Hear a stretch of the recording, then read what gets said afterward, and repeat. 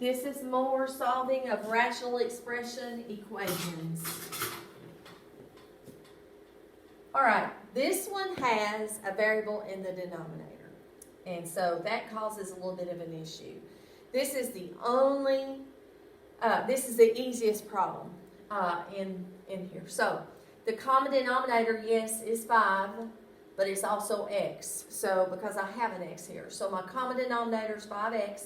I'm going to multiply each and every term by 5x.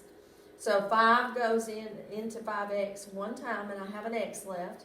So x times 1 is x. Come over, do the same thing here. The x cancels out this time. And then 5 times 1 is 5, so I have x plus 5 equals. And then the 5 cancels out here, and I have x equals 4x. So then I'm going to move the x to the right side, just to combine like terms.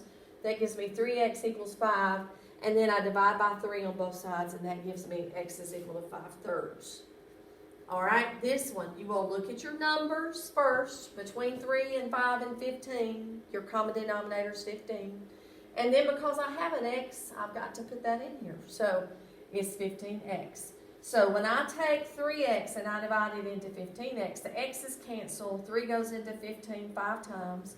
I come over and do the same thing here. X's cancel. 5 goes into 15 3 times. And here the 15's cancel. All right, so now I do my multiplication. 5 times 8 is 40.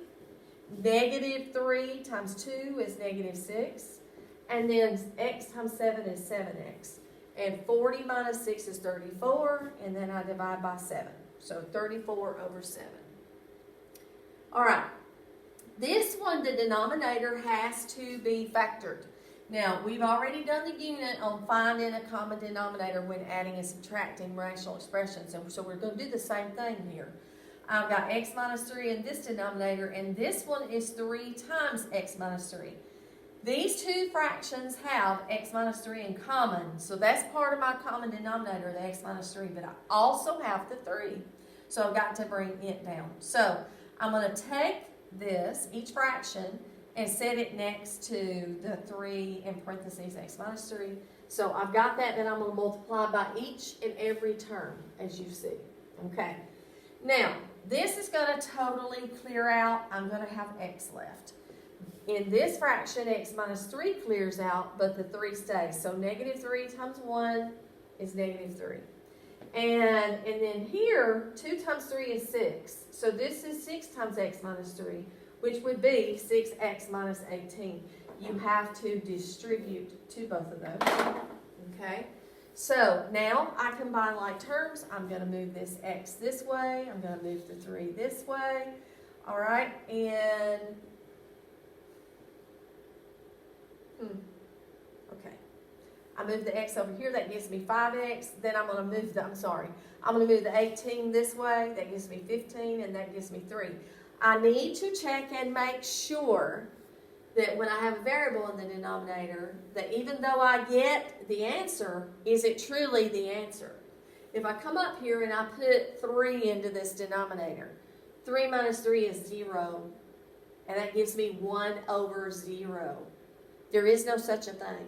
Even if I put it here, I'm going to get 0. No, I won't. I'll get something else. But this one here gives me 0.